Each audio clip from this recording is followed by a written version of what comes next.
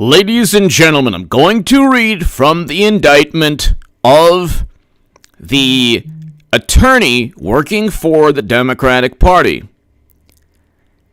The Durham probe indicted a second attorney. I'm going to read from that indictment right now. We're going to talk about how the Alpha Bank story actually is helping Durham indict more people. When you fabricate and conjure up stories, they're going to work against you in the long run, especially when you lie through your teeth. Hit subscribe to this channel right now. Right after this live stream, I'll have a special segment on the stock market crash channel. Cynic Holdings, Fantasia, and Evergrande are now facing debt default in China. You have just to date, two other major corporations in China are facing a debt crisis, in addition to the local government debt of trillions upon trillions of dollars. That was just today. So the market is crashing before our very eyes, even though it's going up and down. Wall Street's taking its profits off the volatility. Eventually, the system is going to collapse from this immense debt. Gas prices doubling, oil prices at record highs, and we can go, or recent record highs not seen since, '08. And you have, everything is pointing to a catastrophic margin debt at an all-time high, along with all this debt, problems, defaults everywhere, and energy costs through the roof, and inflation that's rampant and runaway. Hit subscribe to this channel, H.A. Goodman. Hit subscribe to the stock market crash channel. I'll talk about that right after this segment on the stock market crash channel. To my super chat, I can't do this without you. So, ladies and gentlemen, if you want to talk about anything pertaining to the Durham probe or what you think about politics or the stock market crash, to my super chat, I can't do this without you. Thank you, Eric and Luke. Thank you so very, very much. Everyone subscribe to Eric H526's gaming channel and Odyssey channels as well, ladies and gentlemen. Luke, thank you again for all your awesome support. Eric, thank you again. Everybody, so let's read this. This is from the Justice Department, justice.gov. During the meeting with the FBI, Sussman lied about the capacity in which he was providing the allegations against Trump pertaining to the Alpha Bank server and cyber issues to the FBI. Specifically, Sussman stated falsely that he was not doing his work on the aforementioned allegations, quote, for any client, which led the FBI general counsel to understand that Sussman was acting as a good citizen, merely passing along information, not as a paid advocate or political operative. Of course, the Bureau counsel knew he was an operative. Do you think that, Durham knows this also. But the Bureau attorneys are not going to state to any special counsel that they were in on setting up and framing Trump. So their defense is, golly gee whiz, Wally, I guess. We were thinking that the attorney linked to the Clintons and the Democratic Party and the DNC, gosh, we were just thinking that he was working on behalf of the interests of the country. We didn't realize that he would actually try to set up and frame Trump on absurd nonsense. That's the whole point. That is the whole entire point. Usually I spend at least an hour and a half getting to the point. If you've lasted for 4 minutes, I've gotten to the point within 5 minutes. Everyone is in on it, but in a different capacity, and Durham understands this, and so this is the special counsel indictment. You think this is the only attorney? There are numerous attorneys, I won't even bring up their names, one in particular that was actually more involved than this guy Sussman. This person, Sussman, is like the low-hanging fruit when it comes to people involved with the Steele dossier. That law firm was the intermediary between the Democratic Party and the intelligence community. Okay? They're the ones who helped pay Fusion GPS and Glenn Simpson and Christopher Steele. It's all out in public record. You don't have to connect too many dots. It's right there. Okay? When people say, oh, nothing's going to happen, well, just because your mutual funds gave you 20% or 15% return doesn't mean you're not going to lose 30% tomorrow. Past performance is not a guarantee of future performance on anything. Tom Brady has to, every year, he's had to regroup and try his best. The reason he won 7 championships is because he knew that tomorrow is not a guarantee. That's why he won so much, because he always looked at every single season as a new season. So the whole racket is coming crashing down, and there were other people from Comey to Strzok to McCabe to Clapper to Brennan to Kleinsmith to this man Sussman to others that are now on the hot seat because they lied through their teeth. And the people, half the country, or maybe less than half, that believe this nonsense. You think Democrats truly believe that the FBI and the Central Intelligence Agency and the National Security Agency and these 3 agencies headed by mostly, Brennan and Comey and Strzok and McCabe and Clapper and all these people, you think that like MSNBC producers and CNN producers don't realize? You think that, hello, Sam. Thank you, Jack. Thank you. You think they don't realize that? Do you honestly think they don't realize that the whole thing was a setup?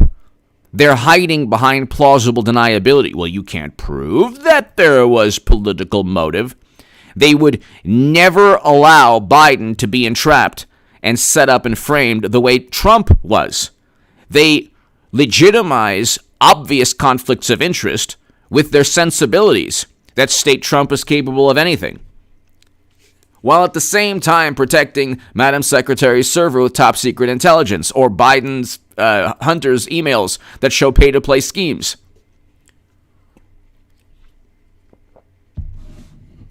They're not always going to have all of media, okay? They have squandered all of their advantages. This is not like they have squandered every advantage simply to prop up their contempt for Trump. So the first point is that Durham is allowing the FBI to pretend it didn't have a political motive for the moment. Then he is saying, well, let's continue. In fact, and as alleged in further detail below, the statement was intentionally false and misleading, the statement being that Sussman wasn't a political operative. In assembling and conveying these allegations, Sussman acted on behalf of specific clients, namely a U.S. technology industry executive at a U.S. internet company and the Hillary Clinton presidential campaign. Okay? He was working as an operative, as were many other people who were a part of that law firm. So this is not rocket science. Sussman's lie was material, among other reasons. Sussman's false statement misled the FBI general counsel, who, by the way, was in on everything, and other FBI personnel concerning the political nature of his work, and deprived the Bureau of information that might have permitted it more fully to assess and uncover the origins of relevant data and technical analysis, including the identities and motivations of Sussman's clients. So Durham is giving the Bureau a free pass to get everyone else in. Okay, the people that gave all of the, like Strzok and Clapper and Comey, the people who gave them information that was fabricated and conjured up on Trump had a political motive. they also knew that the that Comey and McCabe and Strzok had a political motive as well. Now you're going to get these attorneys who helped purchase the Steele dossier to also say, yeah, you know what, the Bureau people had a political motive as well. They didn't like Trump. Or I don't even know how they'd get out of it.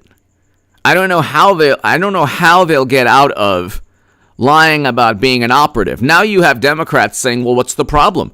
You can be a political operative and find out relevant information. Okay, then bring Tony Bobulinski to Congress tomorrow. Then bring the laptop owner to Congress tomorrow. Then bring Joseph Mifsud to Congress tomorrow and see what his role in everything was. Or Alexander Downer. Or, you know, you have all of these. You have if your whole thing is, well, you don't need a political motive to investigate actual wrongdoing, then why did you impeach Trump? You impeached Trump because you're saying that he went after his direct political rival. Well, that's what Sussman did on behalf of the Clintons. If it's bad to go after your direct political rival and you impeach Trump for doing so, then how can you not justify indictments against Trump's adversaries who went after him utilizing the United States government? And how can you not go after Trump's adversaries both outside and within the United States government who set him up and framed him for a political motive? So, had the FBI uncovered the origins of relevant data and analysis as alleged below, it might have learned, among other things, in compiling Techie executive had exploited his access to non-public data at multiple. So, all of these people, Sussman worked with others who, you know, broke the law or potentially broke the law as well. Tech Executive 1 and Law Firm 1 had coordinated and were continuing to coordinate with representatives and agents of the Clinton campaign with regard to the data and written material that Sussman gave to the Bureau and the media. Then you have this all being given to the media as well. So, I mean, it's pretty obvious what's going on. It's not difficult to point out the massive hypocrisy. It's not difficult to point out all of this hypocrisy. We already know that none of the... When you have alleged that Trump worked with Russia for 5 years and you cannot indict one person on conspiring alongside Russian operatives, then maybe you're lying. And maybe you're lying because you're politically motivated, which is what you impeached Trump over. So this is not rocket science. It's like not rocket science at all. And again, the law firm, I'm not even going to bring up the names of the people. They're public record, but I'm not going to bring up the names just for legal purposes. This law firm in question has other people in the public eye that were working alongside Sussman and Steele and Christopher Steele and Fusion GPS, and they're on Twitter. This one person's on Twitter for years now, bragging and boasting about Trump's ties through the Steele dossier. They purchased a dossier, and the DNC didn't purchase the dossier. The DNC and the Clintons utilized their law firm. That's why I say nothing good comes from selling your soul to the Democratic Party. Nothing. You're going to end up getting a GoFundMe account and some, favorable coverage and a huge, huge special counsel indictment, or you'll be defending yourself because you were fired from the FBI. What these agencies will do is Sundboell X. When I grow up, I want to be a slimy political operative. Where's my server way?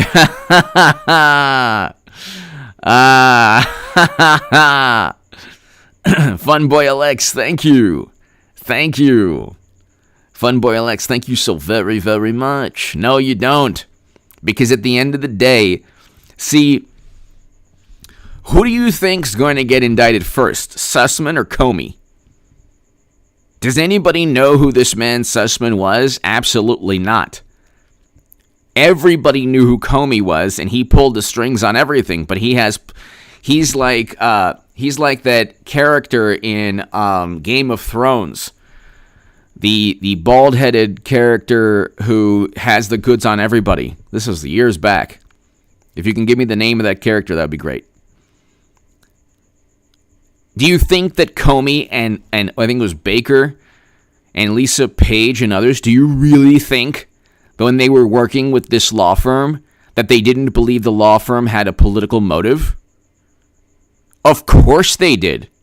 They didn't care.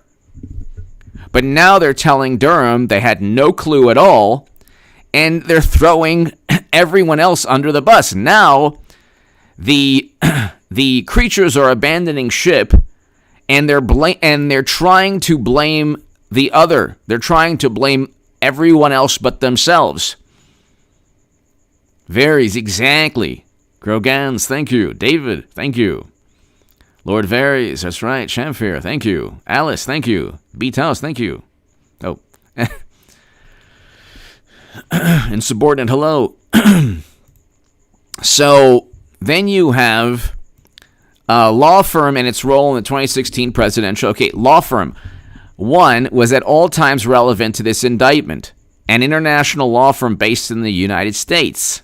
As part of its effort to assist the Clinton campaign, the law firm retained a particular investigative firm, obviously Fusion GPS, to gather information regarding Trump's purported ties. I'm reading the indictment, which is basically a summary of everything that I've talked about and written about for the past 2 years, 3 years. You can read my Federalist articles. They're basically what the indictment is about. But again, this is public record knowledge. You'd have to be a complete imbecile to believe there was no political motive. Democrats dug their own, they created their own situation where you're going to have people, Kleinsmith and Sussman are only like the first two. Kash Patel is right. First of all, Comey will be the last to be indicted, if at all. He has the goods on everyone, including McCabe, do you realize, ladies and gentlemen, that on CNN, why is my camera messed up? On CNN, Comey said he would serve as a witness against Andrew McCabe. Sundboell X, thank you again for starting it off. To my super chat, I can't do this without you. Thank you. Do you realize, ladies and gentlemen, that James Comey on CNN said he would be a witness? I could be asked to testify against Andrew McCabe. This is the link right here. Here's the link. Thank you, Sherry. Thank you. Here's the link. Here's the CNN link. It's right there. Former FBI Director James Comey tells CNN Jake Tapper he could be called to be a witness against former FBI Director Andrew McCabe. Do you realize, ladies and gentlemen, that James Comey could be used as a witness against Andrew McCabe and he would do so willingly? I'm going to ask again just because I'm annoying myself and it's amusing. Do you realize, ladies and gentlemen, that James Comey could be asked to testify against McCabe? Nothing could be better than our beloved vice president, who's fantastic. This is how it went. Here, we'll listen to it right now, okay? We're going to have fun now. We're going to have a lot of fun. No, we're not going to do the Gomerization of Peter Strzok. But there's a Kamala Harris, Andrew McCabe testimony where Kamala Harris says, thank you so very much. There's an amazing moment. Gosh, where can I get this? Where Kamala Harris thanks Andrew McCabe and asks him if he's been intimidated by Trump. It's the best thing you've ever seen in your life, okay? It's the best thing you've ever seen in your life. Hold on. No, this is before. So 2018. Okay, so here, 2018, where she's like, FBI Director McCabe, have you been intimidated in any way? And McCabe's like, Senator, we haven't been intimidated by anything that, at the Bureau. We take our job extremely seriously, and this, by the way, was before he lied under oath numerous times to FBI investigators and was fired from the Bureau by the only good thing that Jeff Sessions ever did, which, of course, you should never have trusted because that's an absurd message board hoax, almost certainly created by Democrats. But anyway, where is this? Oh, my God. Okay, hold on one second. Andrew McCabe testimony. But he's so confident of himself. It's like the most amazing thing you've ever seen in your life. And then, this is before Comey.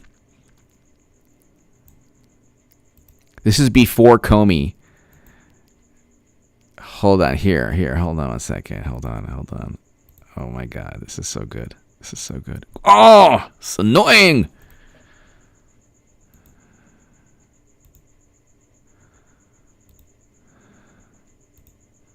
Hold on, I'm going to find this. You'll be thankful that you'll be thankful that we listened to it because it's hilarious. Okay, where is it? Oh, God.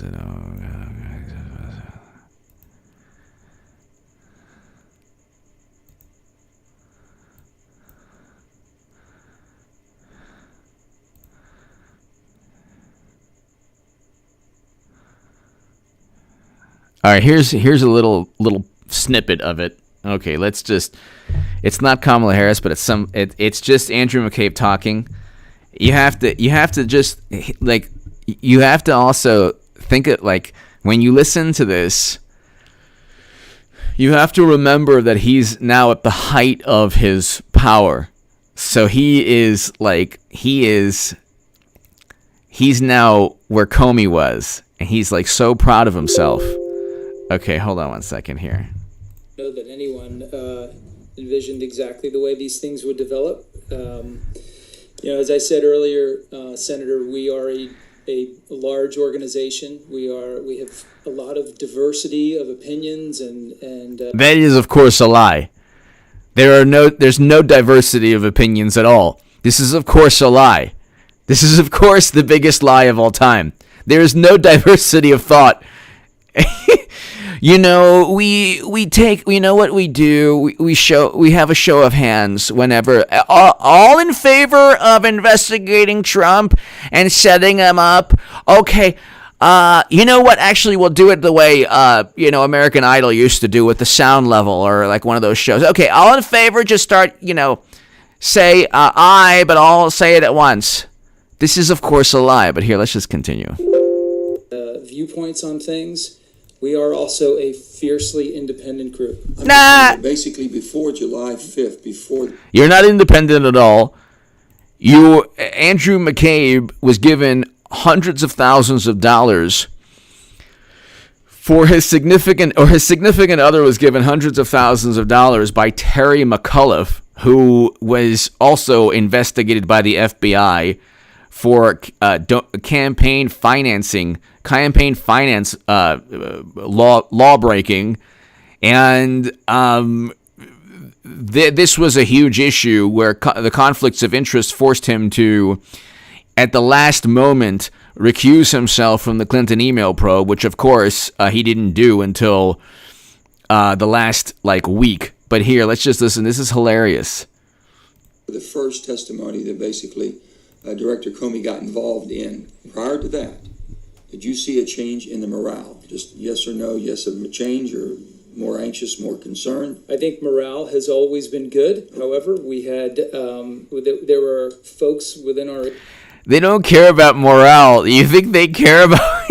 If you did 1/1000th of what Madam Secretary did, you would be, awaiting trial in a jail cell for a long time. But let's continue. Agency who were frustrated with the outcome of the Hillary Clinton case, and some of those folks were very vocal about those concerns. I'm sure we'll have more. Those folks were not vocal, and those folks were silenced. And this is like every bureaucracy with immense power, they're ruthless in their efficiency pertaining to silencing and marginalizing any viewpoint they don't like. This is also the case for even small corporations. Any bureaucracy, especially a government bureaucracy that's fawned over and worshipped by half the political spectrum, even actually Republicans also. Okay, he's like, this was with Manchin actually, but it was the same type of, there was one exchange with Kamala Harris that I'll find eventually. But listen to this. More questions in the closed hearing, sir. But let me say to the rest of y'all, we talked about Kaspersky, the lab, KL lab. Do you all has it risen to your level, being the head of all of our intelligence agencies and people that are mostly concerned about the security of our country, of having a Russian connection and a lab as far out-reaching as KL Labs? Has it come with your IT people coming to you, or have you gone directly to them, making sure that you have no interaction with KL or any of the contractors you do business with? Just down the line there, if you're Mr. Cardella. Well, so anyway, the whole thing is these people are actors, okay? The reason I'm bringing up Andrew McCabe's testimony is because we're reading the indictment of Sussman, and Comey, like that Game of Thrones character, just stated, yeah, I can testify against Andrew McCabe. Well, why would you do that? Why would you because Comey said that he never told Andrew McCabe that he could spill the beans to media about the Clinton email probe. And Andrew McCabe lied to investigators in his own bureau regarding that. So that's the issue here. Let's just hear. This is a good one right here. Okay, so this really quickly. This is interesting. This is Andrew McCabe at the height of his power. Okay? This relates directly to as he's lying about that law firm that we're talking about, the law firm's role in setting up and framing Trump. But listen to this. It's hilarious. This is an actor. He deserves an Emmy. Of course, they broke protocol in the Emmys, but let's not talk about that. No, sir. That is not accurate. Hold on, let's see. The rank and file no longer supported Director Comey? No, sir. That is not accurate. No, sir. That is not accurate. The man who told CNN shortly after I was fired that he would testify against me was beloved and respected and admired, especially by me. Of course, I didn't foresee that he would actually want to testify against me, and I also didn't foresee that I would be caught lying under oath numerous times. And I also didn't foresee that the Wall Street Journal would run a story on the hundreds of thousands that Terry McAuliffe funneled to me from Democrats in Virginia. But again, who's counting?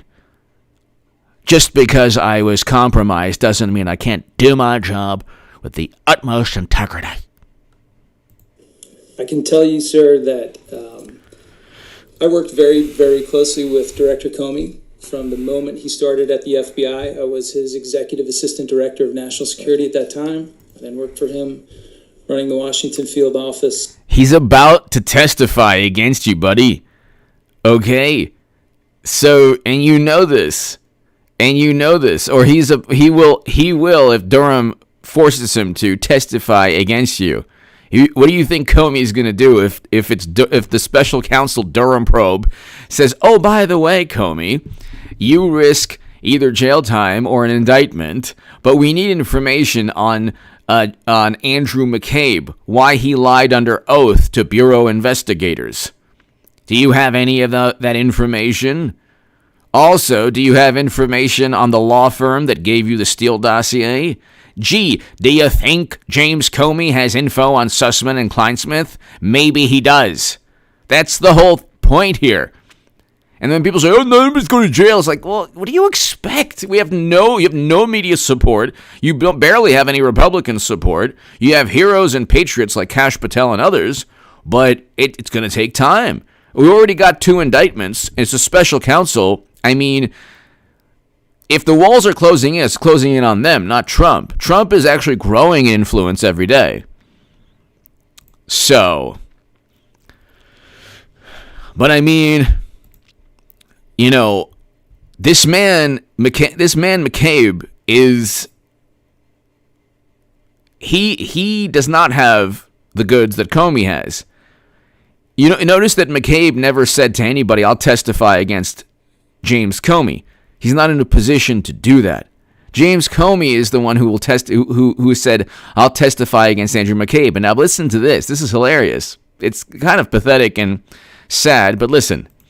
And of course, I've served as deputy for the last year. I can tell you that I hold Director Comey in the absolute highest regard. I have the highest respect for his considerable abilities and his integrity, and it has been... He doesn't mean any of it. The reason he was fired from the FBI is because of Comey. Because he lied about Comey. He said that Comey allowed him to speak to media about the Clinton email probe, or the Foundation probe. And Comey said he didn't allow. Comey also not only tried to disparage McCabe, but also disparaged Attorney General Loretta Lynch when he said that she told him to call the Clinton email probe a matter, and Attorney General Lynch said, no, he's lying under oath. I never told him to call it a matter. But again, he has... His memo started the whole Mueller probe to begin with. Comey has this, influence that's, unbelievable. So he has the goods on everybody. That's why he wasn't indicted or he wasn't kicked out. Well, Trump fired him, but I mean, other than that. But listen to this. The greatest privilege and honor of my professional life to work with him. He's about to testify against you eventually. I can tell you also that Director Comey enjoyed broad support within the FBI. They don't care, the people of any top organization, they don't care if they have support. They want absolute allegiance, and that's it. Valerie Rogers! Why doesn't any of this shock people? Because Valerie, half the country doesn't care. Half the country doesn't care. Kevin, thank you so very much for the kind words. Valerie, half the country does not care. And so they actually relish, Trump getting what you and I find despicable, half the country finds amusing, and they relish with gleeful delight. So, Valerie, thank you. The left, Democrats want power no matter what. They don't care how they achieve it. Because they think that, they're, battling for the greater good. So and the ends justifies the means. Valerie, thank you so very, very much. But listen to this. This is hilarious. And still does to this day. We are a large organization. We are 36,500 people. You do not care at all what the 36,450 think. Maybe you care, maybe about what 50 people think in the entire organization, maybe, if that. Across this country, across this globe, we have a diversity of opinions about many things. You have no diversity of opinions. You have no diversity of opinions at all. Very likely 6, 7, 8 people are in charge of all the major decisions. But I can confidently tell you that the vast majority of FBI employees enjoyed a deep and positive connection to Director Comey. Yeah, that's probably not the case. That's probably not the case. But here, now let's look at James Clapper. So you saw McCabe going to bat for Comey. Now look at Comey. Now look at how Comey reacts to... Now look at how Comey reacts. Does he return the favor? You'd have more sincerity and loyalty if you put a bunch of pythons, snakes, centipedes, scorpions, tarantulas in a cardboard box and shut the box. You'd have far more love, sweet love. Hold on one second. So check this out. So you've heard how McCabe just loves him some Comey, right? You've heard this, right? You've heard how he goes to bat for Comey. This is before. Now this is why Sussman and all of them, and Kleinsmith and Durham, this is why they're going to, you're going to see way more indictments. Probably not Comey, but everyone else below him. Check this out. Potentially. I don't know whether the reporting is accurate. I know. Bring a case against Andrew McCabe. Would you be a witness for the prosecution? Potentially. I don't know whether the... So Clapper says, would you be a witness? If they ultimately bring a case against Andrew McCabe. If they ultimately bring a case against Andrew McCabe. If they ultimately bring a case against Andrew McCabe, would you be a witness for the prosecution? Potentially. I don't know whether the reporting is accurate. I know it's CNN report. Potentially. I can't imagine McCabe would be guilty of anything. I would never turn on my friend. I would never betray a person who worked alongside me to protect national security against Facebook ads that nobody saw. I would never... Do you think he would say this? No. These people are ruthless. And they don't care about their colleagues because everyone knows that they were caught setting up an incoming candidate. So they're willing to testify against, and McCabe will be willing to testify against Comey. And Sussman will be willing to testify against Baker and Kleinsmith. And Kleinsmith, the same thing. All of these people, you're not going... Look, media, the influence of media now has lessened. We have a complete catastrophe in the Oval Office called mashed potato. We have a financial collapse that's imminent. Okay, it's pretty much like it's, we have a stock market crash that's about to take place. This is a different time. But check this out. But I don't know it of my own accord. But sure, given that the IG's report reflects interactions that Andy McCabe had with me and other FBI senior executives, I could well be a witness. You expressed... You could well be a witness. It's like... You're telling everyone you're going to be a witness against McCabe, and nobody realized this was before the Durham probe. This was before Sussman and Kleinsmith were indicted. This was before a special counsel. So it's like, okay, let's continue. It's a lot of horror in the book when public officials or even celebrities lie to investigators, whether David Petraeus or Scooter Libby, Martha Stewart. Yeah. They got poor Martha Stewart. My God. So I would assume that you would be upset at Andrew McCabe. I haven't really heard you criticize him the same way you've criticized those others. Well, I hope I didn't criticize them personally. I think it's very important. No, the act, though. Oh, sure. The act is one I take very seriously. And The act, you don't know it. They don't even record their interactions. You're trusting the agent, which is the height of absurdity. You're not even recording. You should have, if you ever speak to the wonderful Bureau, you should have 30 attorneys with you. They don't even record the interaction. So there was no recording of Peter Strzok with either Clinton or Michael Flynn. You're trusting the 302s that they wrote, and you're trusting the agent.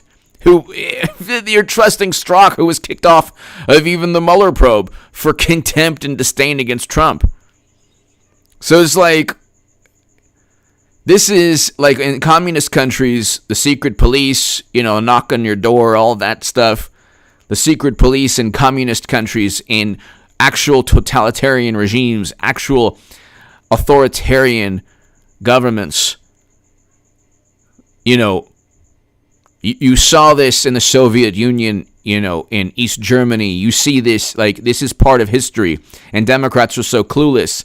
And they think that, because you have high-ranking intel people on their side momentarily, that they're on the right side of history. It's like, well, when was Hollywood when were Hollywood directors and FBI directors on the same side of history? How about never? How about never? So you can look back and see what happened in the 50s, the 60s, the 70s, the 80s, and find out where these people now have taken refuge within the Democratic Party. But let's continue. And so does the Department of Justice. What's going on so far has been the accountability mechanisms of the department working, because it's a department that's committed to the truth. And the accountability mechanisms of the Justice Department were working in your favor, in the favor of the Democratic Party. And the interest was not the truth. The interest was getting Trump at all costs and utilizing media. So, utilizing media to foment an absurd myth. That's really what the issue is about. That's really what the issue is about. But let's continue. So it's working. I don't know whether there's a criminal referral, what will happen, but that's part of accountability and examine. He's talking about, if McCabe gets a criminal referral, that's part of accountability. It was Comey who stated that there was no intent for Clinton to own servers. Now, almost certainly she was given the okay by President Obama. Almost certainly she was given tacit approval by President Obama. No doubt it broke the law. You can't have top secret intelligence and SAP intel on servers. Again, media muddies the waters and says, private email has nothing to do with private email. Then you muddy the waters further by saying, Alpha Bank servers and Trump. So you use the word servers and Trump to try to deflect from top secret intel on servers for 4 years with Clinton. And then Comey said, gosh, she should have known. This man lied to the entire country and everyone at the FBI and everyone in the intel services and everyone on the planet knows he lied, including himself. Is there anyone with you would have to have zero functioning brain cells to think that Comey didn't believe there was intent to own servers for 4 years.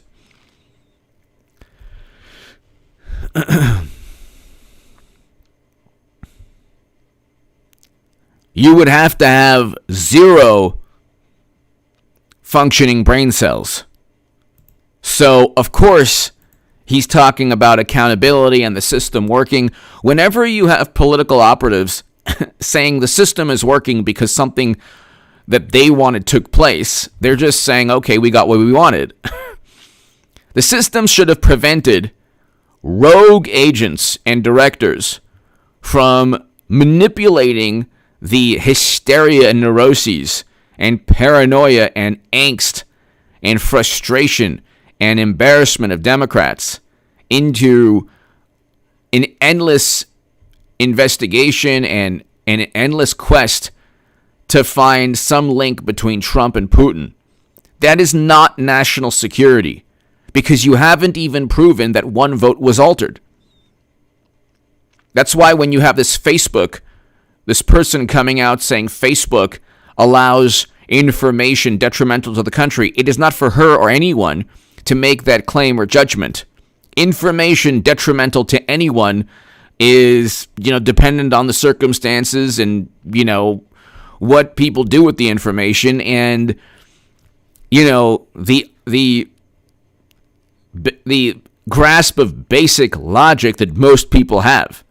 So it's obvious that this person wants greater suppression of conservative thought. Because what they say is, well, Facebook is allowing, really horrible things. And these horrible things are actually correlated in some way to Trump. So, and that's what they always do. Any disagreement is misinformation, but you're going to give Andrew Cuomo an Emmy. And you're going to continuously flip-flop and just say, well, the facts have changed. So they're never held accountable for their misinformation. And what they call misinformation is really an opposing viewpoint.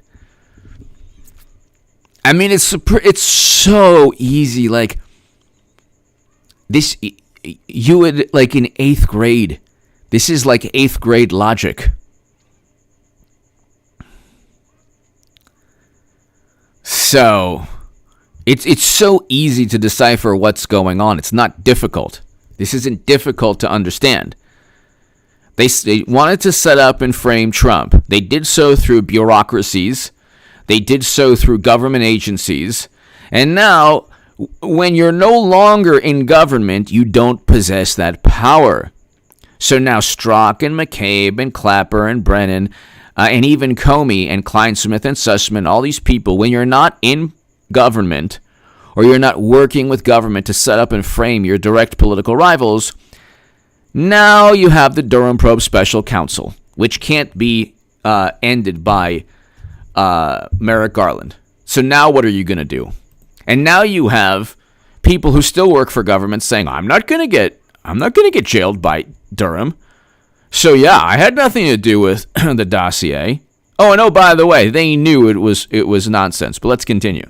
Of what the consequences should be if there was material lying. But how do you feel about your former deputy, according to the Inspector General, lying to you, lying to investigators for a leak that the Inspector General said was only motivated to preserve his own reputation, having nothing to do with the FBI or the public's right to know? Don't you love Jake Tapper?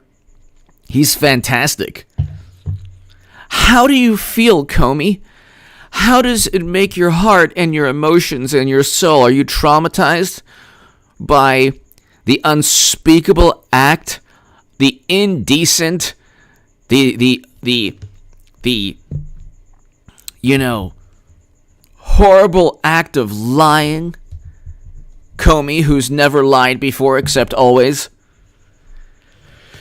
The dishonorable act by McCabe. I mean, can you give him a slam? Can you give him an alley-oop slam dunk even easier than that? My God.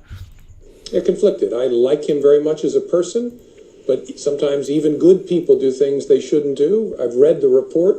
I'm not the judge in the case. I'm not the discipline decision maker in the case. I think it is accountability mechanisms working, and they should work because it's not... Accountability mechanisms, if they worked, would have held James Comey accountable. But they don't work. They are manipulated by the most powerful within any government. The accountability mechanisms are utilized against the least powerful and the least influential to save people like Comey, who stated that Clinton didn't intentionally use servers for with top secret intel. Now, of course, if Trump used servers for 4 years, you better believe they would demand all 30,000 deleted emails, which, of course, they allowed Clinton to get away with. So, Clinton, obviously, the Clintons and Comey obviously have infinitely more influence in government than Andrew McCabe, or than Strzok, or than Page, or than Sussman, or than Kleinsmith. So this is all a racket that is slowly being revealed. That's why, like, when people say, well, no one's in jail yet, it's like, well, what did you expect? Rome wasn't built in a day, and you had a lot of good people, unfortunately, believing nonsense from message boards. I mean, do you think, ladies and gentlemen, that these message boards were created by Democrats or by somebody who really cares about Trump supporters? Almost certainly a Democrat. Okay. Almost certainly a Democrat. We have Biden in the White House now. So that should tell you everything you need to know about message boards. But I mean, this is the situation. This is the issue. We'll continue with the indictment here. So by virtue of his position at Company One, another tech executive maintained direct or indirect access to the ability to provide others access to large amounts of internet cyber data. So in or about February 2015, tech executive retained Sussman as his lawyer in connection with a matter involving the agency of the U.S. government. Sussman also frequently served as outside counsel for Internet Company One. Gee, you think Internet Company One is turning on Sussman? You think maybe Internet Company One could be Fusion GPS or somebody like, Christopher Steele's company? So, the Russian bank allegations. Originator 1 was a business associate of Tech Executive 1. So, Tech Executive 1 alerted Sussman to Russian bank data. First of all, these issues it is not the role of Clinton-tied attorneys to find dirt on Trump and then relay the dirt to the U.S. government. Because whenever it's information that's incriminating to the Clintons, it's called dirt. Whenever it's information that is conjured up and made up by Trump's direct political rivals, it's intel. So these are so easy semantic games. These are like the most vapid semantic games.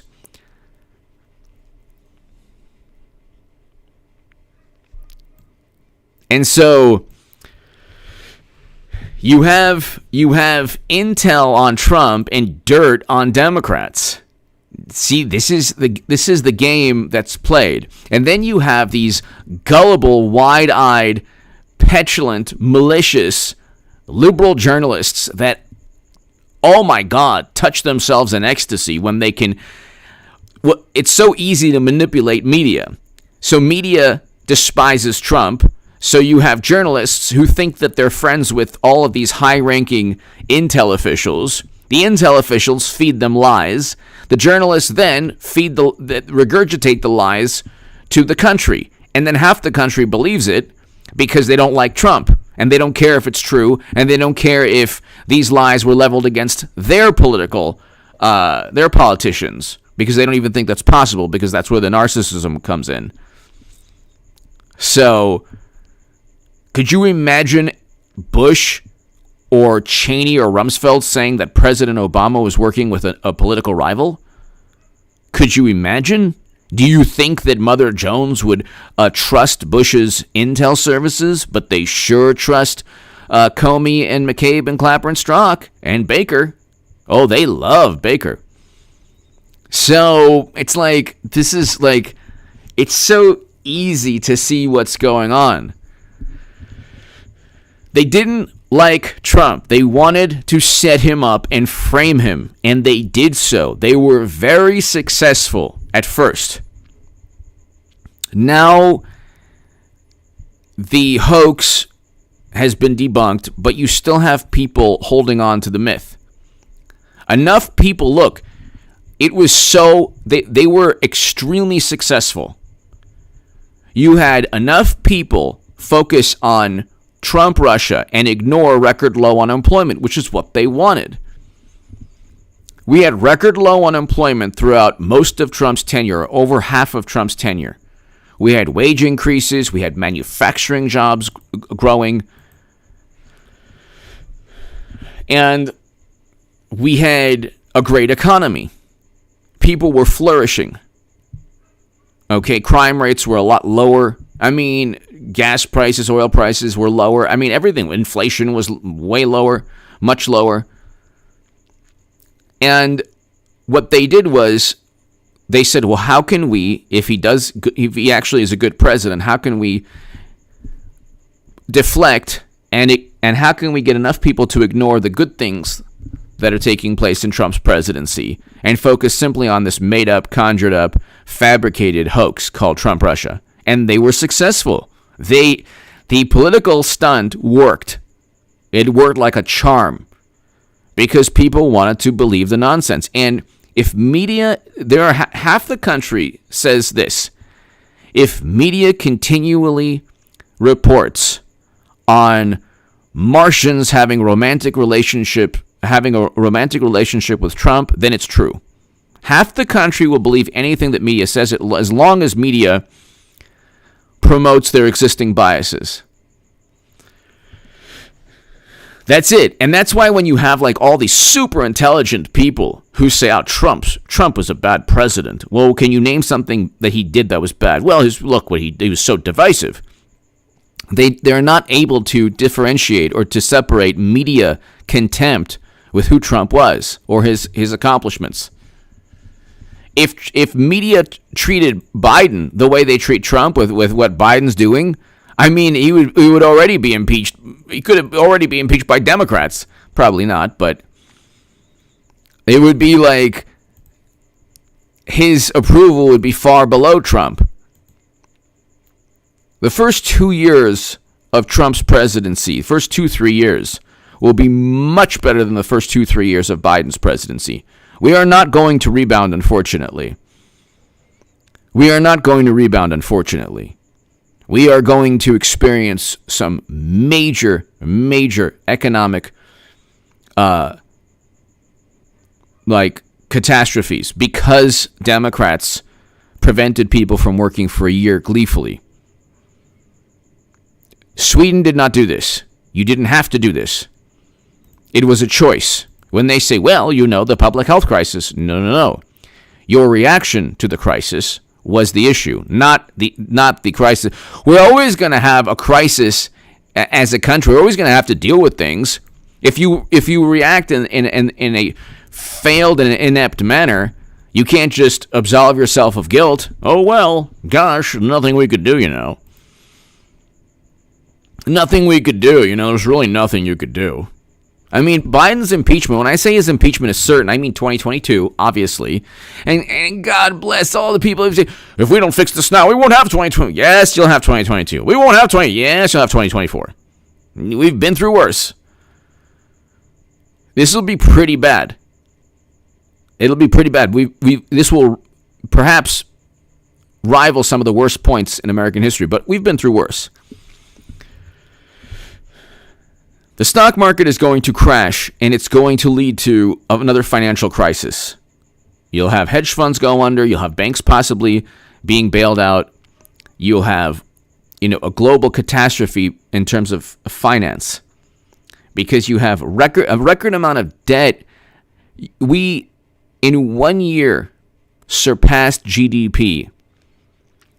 You printed basically $10 trillion in fiscal, $6 trillion in fiscal, and $3.3 trillion in monetary stimulus. And you didn't have to do that. You did not have to do that. So, I mean, look, like I always say, they're not going to care because you're never going to. We'll have a stock market crash. China could. They're already beginning the invasion of Taiwan. Sundboell X. Trump having a romantic relationship with extraterrestrials. Can we rule 34 that asking for a friend? Thank you, Sundboell X. Thank you. Born to raise hogs. Born to raise hogs. Thank you so very, very, very much. Born to raise hogs. Thank you. Thank you as always. CMW, bring back the bobbleheads, yes. Oh, CMW, Born to Raise Hogs, Sundboell X. I have actually, since I'm a nerd. Well, actually, I don't think this is nerdy at all. But I have on my other studio setup, I have some awesome like Jake the Snake and Roddy Piper and Macho Man and Ultimate Warrior, and I have these. I ordered the action figures in the original boxes, and I'm going to put them on the wall in addition to the awesome posters. So it's going to look great. Right now, I have like starting lineup. The old, like, I can't believe, like, 1994 starting lineup. They're only like $10 on Amazon. But CMW, thank you. Born to Raise Hogs, thank you. Funboilex, thank you so very much. Ladies and gentlemen, I can't do this without you. I can't do this without CMW and Born to Raise Hogs and Funboilex. Elvira, that's right. Oh my God, CMW, you remember. You remember. That was a long time ago. Yes. I think I also had like George Washington. CMW, thank you. CMW, thank you so very, very much. Born to Raise Hogs, thank you. Funboilex, thank you. So it's going to look awesome. I am actually the correct background for my segments. I'm aiming at like Marianne Williamson to look at it in horror. That's what I'm looking. I'm aiming for my backgrounds to, like, you know, how do I explain it? It's basically the 1990s 14-year-old H.A. Goodman combined with who I've become now. A shell of my former self. No. So if you grew up, or if you appreciate the 80s and 90s, you will love my backgrounds. So, or my backdrops. So, long time ago. Yes, CMW, thank you so very, very much. Born to Raise Hogs, thank you so very, very much. Funboilex, thank you. I can't do this without you, ladies and gentlemen. Thank you. So, yeah, I mean, thank you, everybody. For example, on or about July 29th, 2016, Sussman and campaign lawyer 1 met with personnel with the U.S. investigative firm in campaign lawyer 1's office. Sussman billed his time in his meeting to the Clinton campaign. So he told the bureau that he wasn't working for the Clintons, then billed them, which, you know, Sam, thank you. So it's like, you know, one man, hello, .com, hello. So it's like he billed the Clinton campaign. This is the most hilarious part of all. And you have to understand. There are Washington Post reporters who don't think emails that say, how can you use your influence on behalf of the company? How can you use your influence on behalf of the company?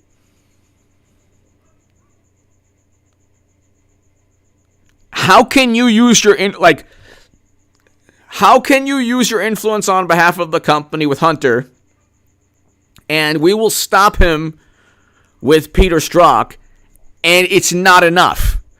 They will never admit to conflicts of it. It will never happen. You can literally have an email saying, how can you use your influence, Hunter, on behalf of our company? Influence being your ties to the U.S. government.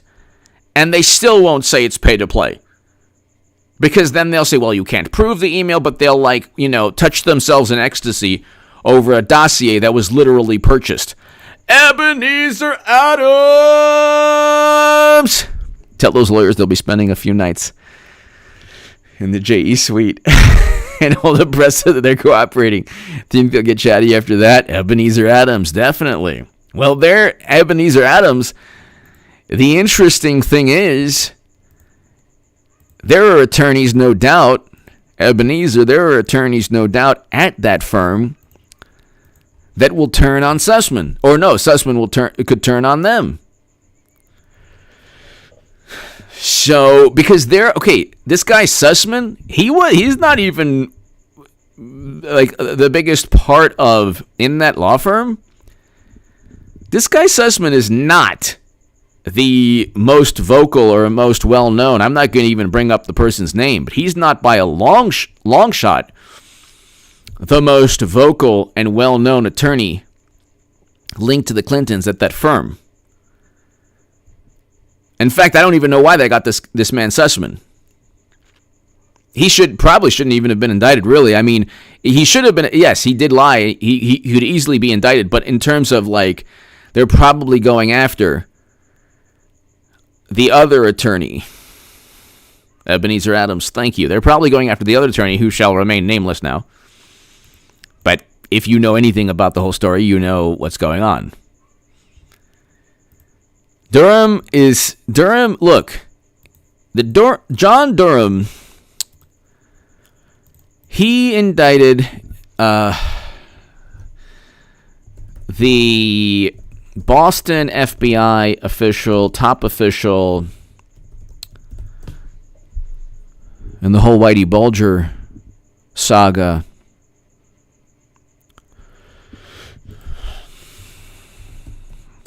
This is the man who worked with John Connolly Jr. So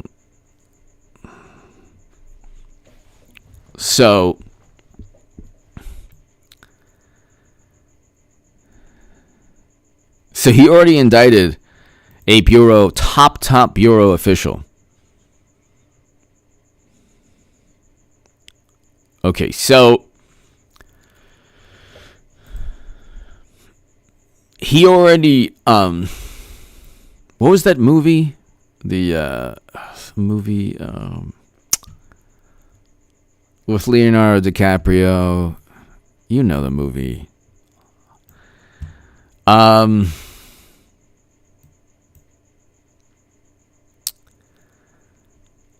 Durham indicted and convicted John Connolly, who was the top bureau agent in Boston, okay, who was convicted of racketeering and obstruction of justice and other charges, worse charges. And so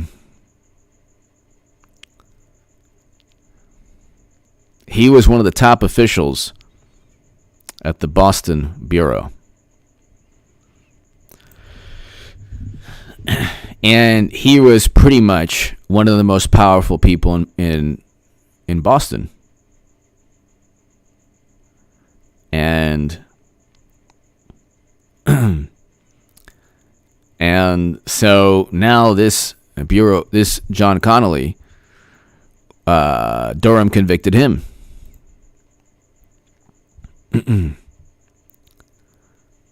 Mr. Maccabee, hello. So, I mean, and Durham took a while. It wasn't easy. You know, John Connolly also said, hey, I'm doing this. I'm working with these informants because I need to get information on other criminals. How can you fault me for? But so he hid behind. He's serving a 40-year sentence now. And he allowed some really unspeakable things to take place, and utilized his position within the United States government. So Durham understands. He already knows how these agents, who are really bureaucrats, many of whom are really bureaucrats, he knows that how they utilize the government, their government ties, to just try to shield themselves from culpability So he already knows that. He already knows this. So it's not like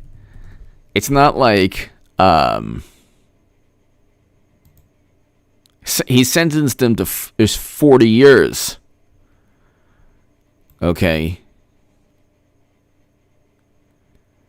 He's now 80 years old, so let's read this. FBI agent who helped Whitey Bulger.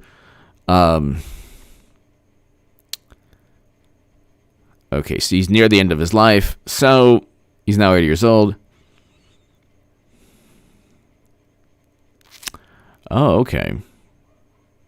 This is interesting. There's now an update to this story.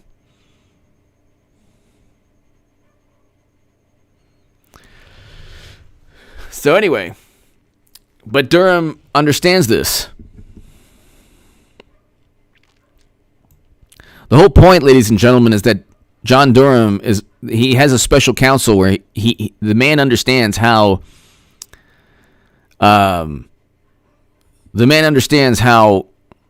government officials utilize their post to shield themselves from criminal consequences. Okay, you can't just as a government official, you can't just simply say, "Well, I was doing it for the greater good." No, you weren't. You were doing it for political motive or financial motive. Okay. Aldrich Ames and Robert Hansen can't just say, "Well, I gave the Soviets these classified documents, well, for the greater good." No, you did it for financial reasons. You can't just say, "Well, we really worried that Trump was working with Russia." So, but you lied about this or that. Little things that they lied about to fabricate this grandiose story. Okay, the original, the biggest lie of all is that they were worried about Trump's ties to Russia. They were not worried. They were not worried about Trump's ties to Russia. Nobody was ever worried about Trump's ties to Putin. This is nonsense. They were never worried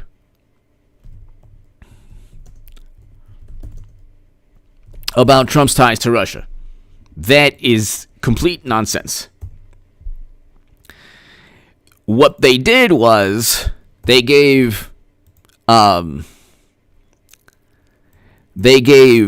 scorned, frustrated, angry liberals a reason to turn this into a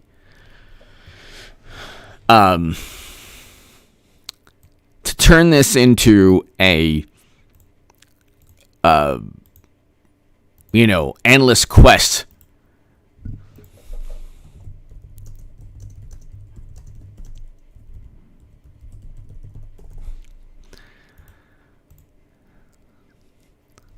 By the way, fossil fuels, petroleum, natural gas, and coal account for 79% of total U.S. primary energy production in 2020.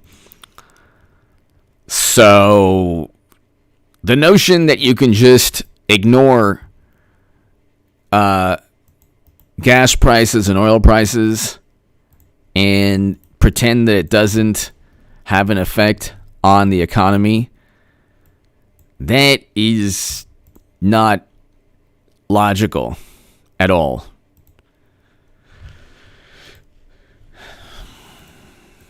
We're going to have a stock market crash. Could happen next month, could happen next week, could happen next month, could happen 6 months from now, could happen next June or July. Then you say, you say it could happen next 100 years. The stock market crash is going to take place because you prevented the economy from functioning for a year. You tried to inflate an economy that you deflated, that you pretty much shut down. It was a self-induced wound. And you can't get back the economy you had in January of 2020 with record low unemployment, wage increases, or unemployment close to record lows. You can't get that back. Hundreds of thousands of manufacturing jobs are functioning. You can't get that back. We will never get the economy back we had with Trump. Never. It will never be the same economy. Because even if you do get record low unemployment again, you'll still have 28 trillion or more by that point in national debt. We will never get back. It's like, when you caught, a touchdown pass in high school, or like you might never get back that feeling, or you'll get similar feelings, or hopefully, but you'll never, that moment in time, we will never again, this is depressing, but we will never again have as good of an economy as we had with Trump. Never, ever, ever. Because you added $4.5 to $5 trillion to the national debt. We surpassed, the whole reason that we were able to kind of ignore the national debt was because our gross domestic product was always greater than the national debt. The gross domestic product, JG, hello. The gross domestic product was always greater than the national debt.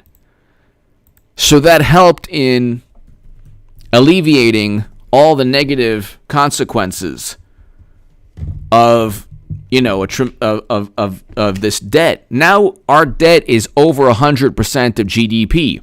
By the way, if you ask anybody on the left, well, what's the GDP of the country, they very likely won't even really know like what the gross domestic product is or care about it at all. And this is not I'm not dissing anyone. Like if you asked like Mr. Uyghur or all the wonderful 1 million, 2 million sub channels, like if you asked all these people, what's the gross domestic product? What's the GDP of the U.S.? They won't know. They won't know. And they won't care. They just won't care at all. It's over $22 trillion. Our budget has always been around $4 trillion. Okay, it's going to be more than that.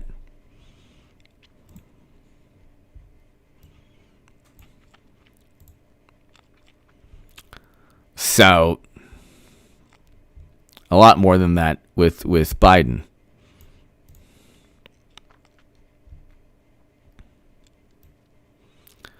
But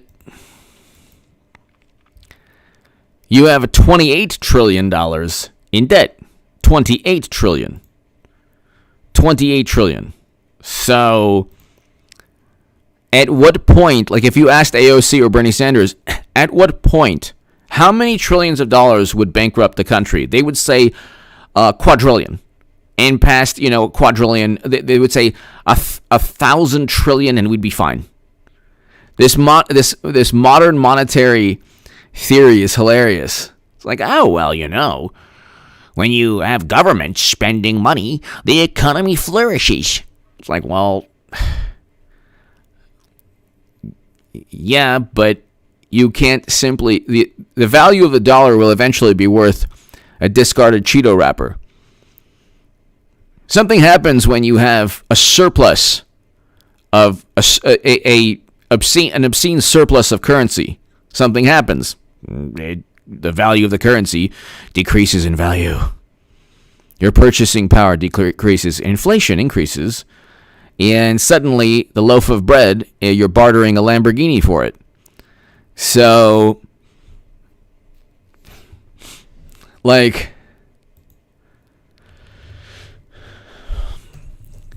don't understand, they don't care, like on the left or Democrats, they don't care.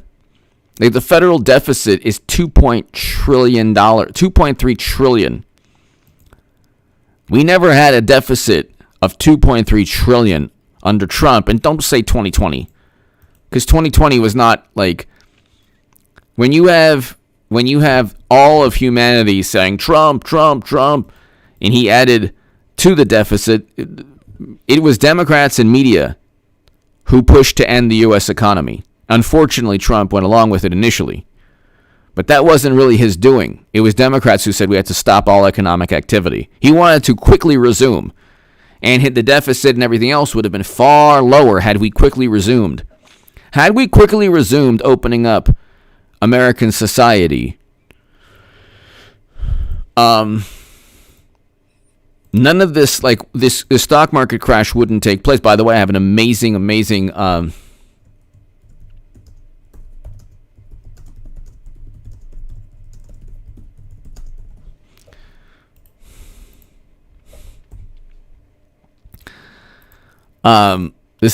I have an amazing stock market crash channel segment on this.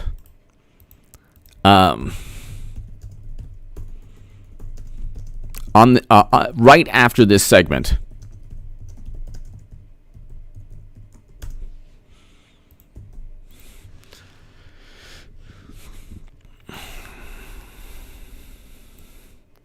So subscribe to the Stock Market Crash channel. But I would say exactly 1953 Corvette, exactly. I would say save money for a rainy day. Sundboell X! Like the feeling when Trump made Jeb Bush look like a toddler. Sundboell X, yes.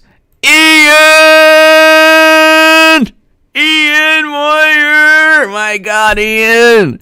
You are so kind. You don't have to be so kind. Thank you, Ian Moyer. Thank you. Potato, my butt's been wiped, and the corn I got hairy legs pop screw. Just labeled. Parents upset with the school's domestic terrorist. I think it's time to leave school in mass exodus and make our own schools.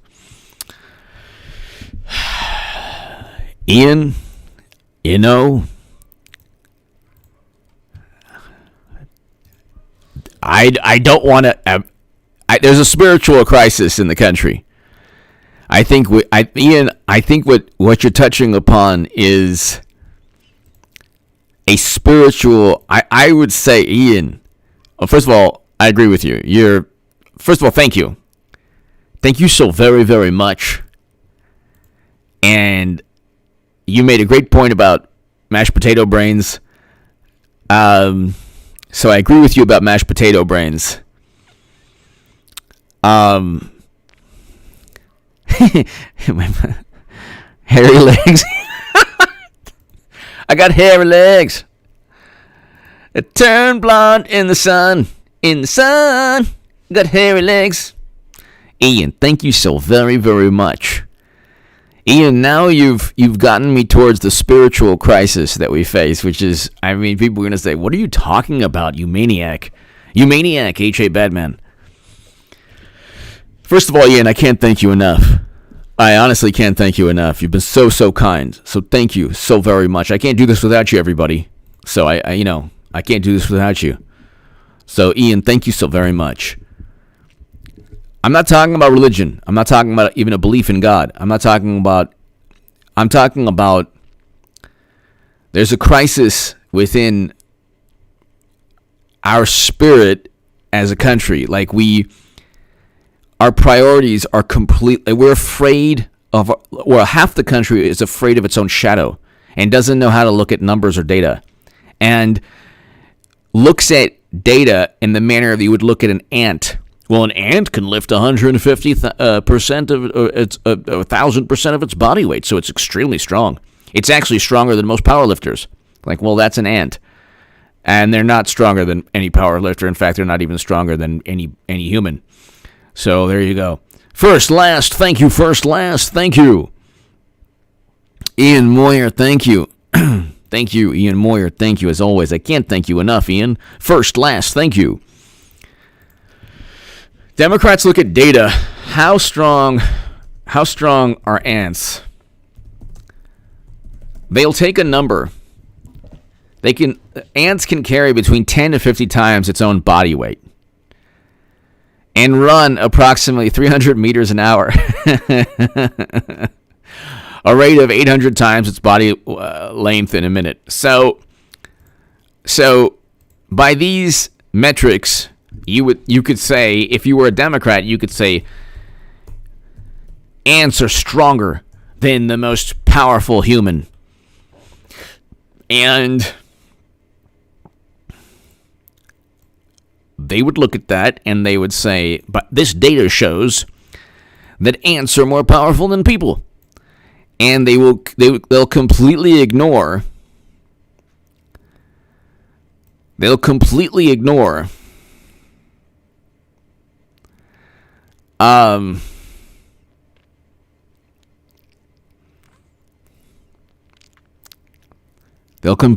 the data and the numbers. I think that I agree with you, Ian, there's far too much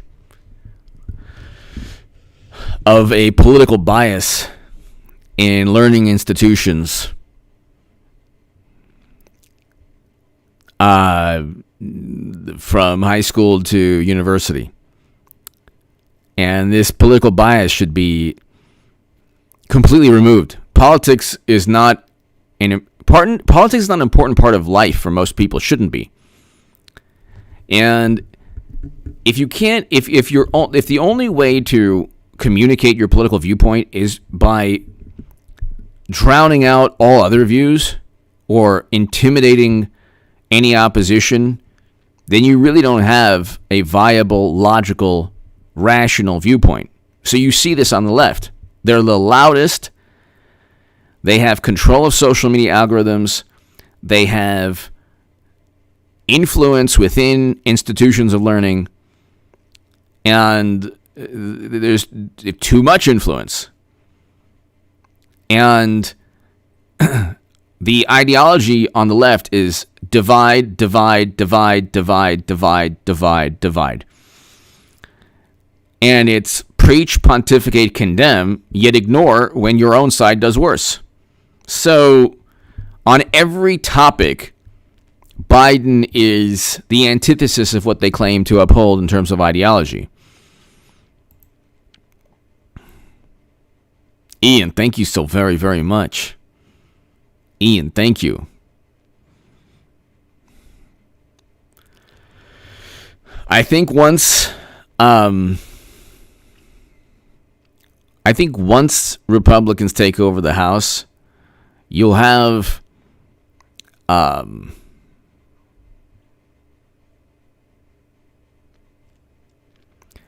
think once you take over the House, you'll have at least an opposition in terms of political viewpoint. I think you'll have at least opposition. You need opposition in terms of political viewpoint.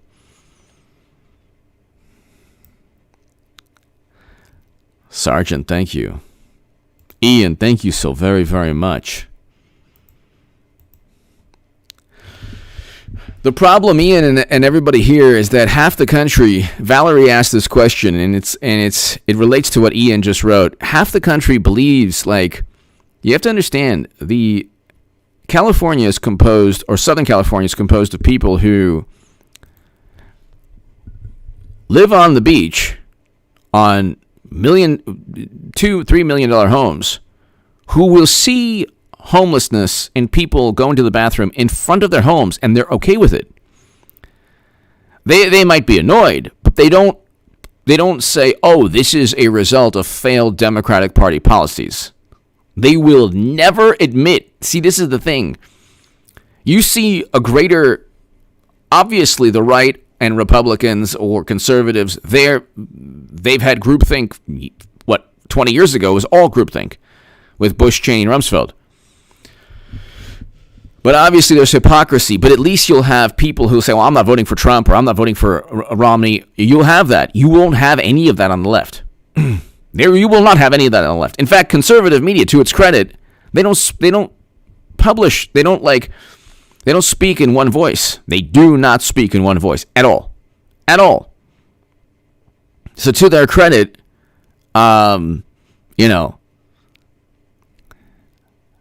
to their credit, at least there's more diversity of thought among conservatives than there are among liberals. Liberals believe one thing. Any evidence you show them is completely disregarded, and it's only emotion. They only care about emotion and preaching and condemning and pontificating, and they have no concept. Like, there is no debt ceiling that is. If you asked AOC or Bernie Sanders, well, how high could the national debt get before the country goes bankrupt? They won't give you a number. They'll say there is no number. Okay, it's probably not too far from 28 trillion. Once you get to 30 or 40 trillion, you're probably going to bankrupt the country because you'll have runaway inflation. But Ian Moyer, thank you so very much.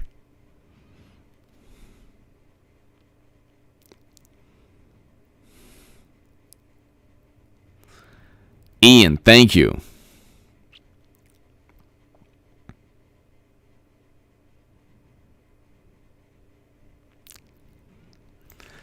And when I say like spiritual crisis, I'm not really talking about I'm not talking about religion so much. I'm talking about the worship of social media.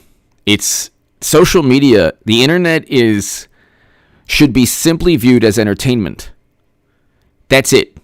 Or information that is not that important to your life. And I mean, if you make money off the internet, great. But if it's your life, if you get in, how many arguments and falling outs and how many times have people lost friendships and family bonds because of arguments on Facebook or Twitter? How much negativity has been created by Dorsey? It's hilarious. He loves yoga, but if he knew how much negativity Twitter has created, has fostered, I don't think it would help his spiritual path.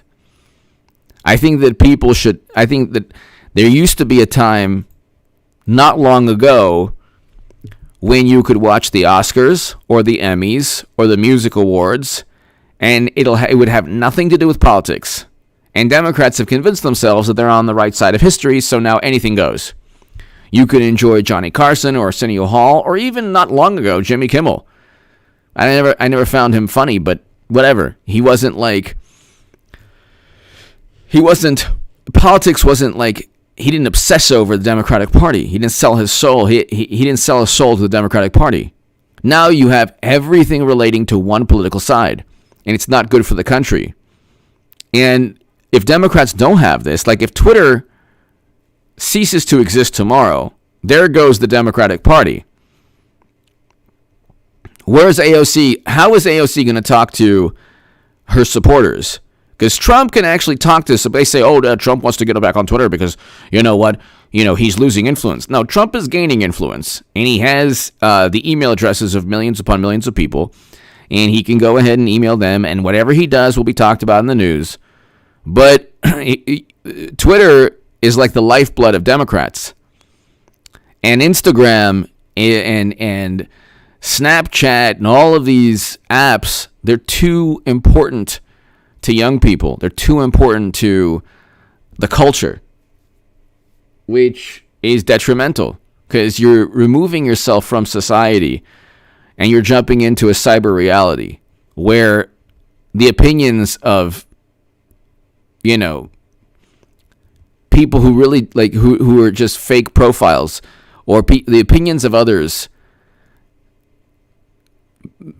people in the country allow the opinions of others to harm them because social media is too important in their lives. So there are haters everywhere, and there have always been these types of people everywhere, every decade. If you had Twitter in the 1600s or 17 or 1800s, oh my God, your top hat is horrible. Look at that top hat. So your horse and buggy is so is morose, and I don't know. They would be making fun of each other and disparaging each other in any era. Their negativity has always existed. A whole lot of negativity. Unfortunately we've found the perfect way to channel mankind's negative emotions via the internet, and that's very, very detrimental to people.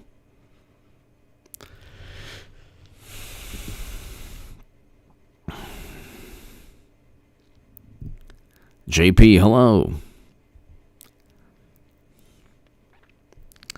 Ian, I can't thank you enough, Ian. Thank you so very, very much. Thank you, Ian. Thank you.